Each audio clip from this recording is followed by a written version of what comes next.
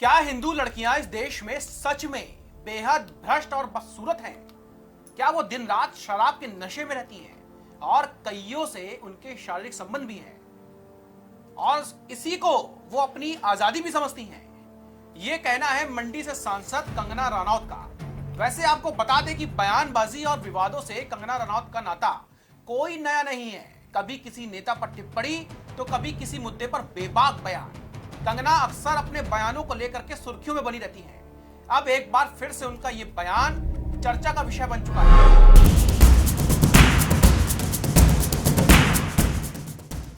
और इस बार कंगना रनौत के निशाने पर देश के युवा, खासकर जेनजी।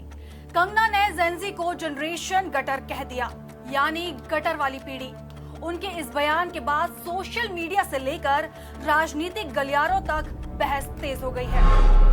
कंगना के इस बयान पर कॉकरोच जनता पार्टी के प्रवक्ता सौरभ दास ने भयंकर पलटवार कर दिया है। सौरभ दास ने कहा है कि उनको तो उनके अपने वाले लोग ही सीरियसली नहीं लेते हैं, फिर हम क्यों लें? उन्होंने नेताओं को अपनी भाषा और पद की गरिमा बनाए रखने की नसीहत भी दी है। उन्होंने जेनजी को जनरेशन गटर भी कह दिया, यानी गटर वाली पीढ़ी। मैं आपसे पूछती हूँ, क्या जेनजी गटर वाली पीढ़ी है?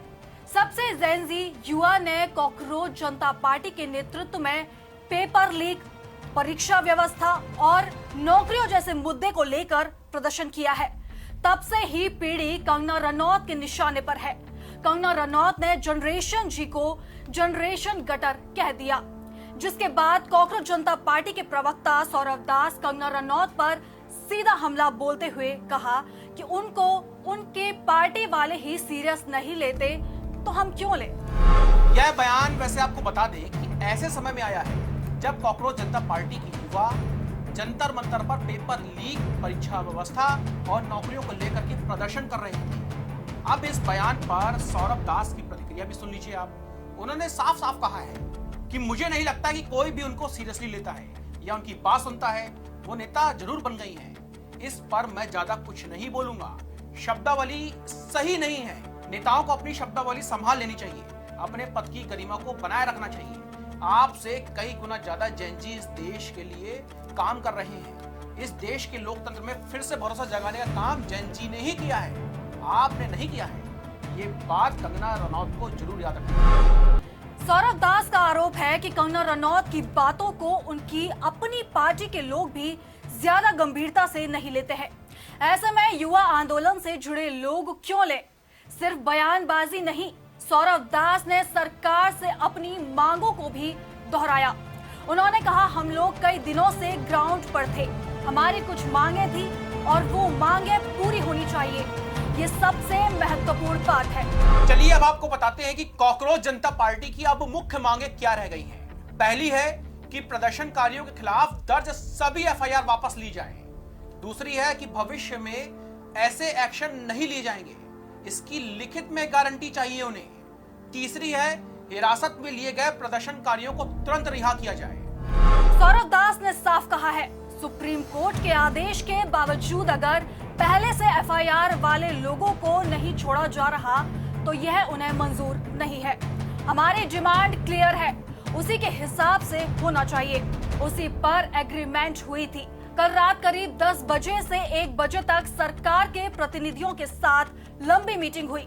उसमें चर्चा हो रही थी कि प्रदर्शनकारियों को कैसे रिलीज किया जाएगा और क्या क्या नोटिफिकेशन जारी होंगे। वही विवाद बढ़ने के बाद कंगना रनौत ने भी पलटवार किया।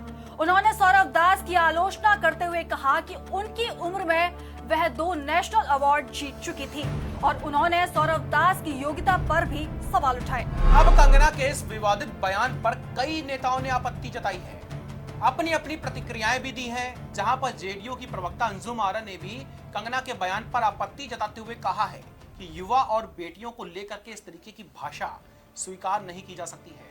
उन्होंने नेताओं से सार्वजनिक जीवन में जिम्मेदारी और सम्मानजनक भाषा इस्तेमाल करने की अपील की है। इतना ही नहीं, कंगना के बयान को लेकर के विपक्षी नेताओं ने भी सवाल उठाए हैं। उनका कहना है कि युवाओं की आवाज उठाने वाले प्रदर्शनकारियों को इस तरीके की भाषा से संबोधित करना उचित नहीं है। जेनजी को गटर कहने वाले बयान ने राजनीतिक तापमान फिर से बढ़ा दिया है। एक तरफ कंगना रनौत का तीखा बयान तो दूसरी तरफ कॉकरोच जनता पार्टी का सीधा जवाब और मांगों पर अड़े रहने का रुख। अब सवाल यही है दोस्तों, क्या सरकार युवाओं की मांगों पर लिखित में गारंटी देने वाली है? और क्या नेताओं को अपनी भाषा पर लगाम लगानी चाहिए? इस मुद्दे पर और अपडेट्स के साथ में हम एक बार फिर से आपके पास हाजिर होंगे। फिलहाल के लिए बने रहिए हमारे साथ।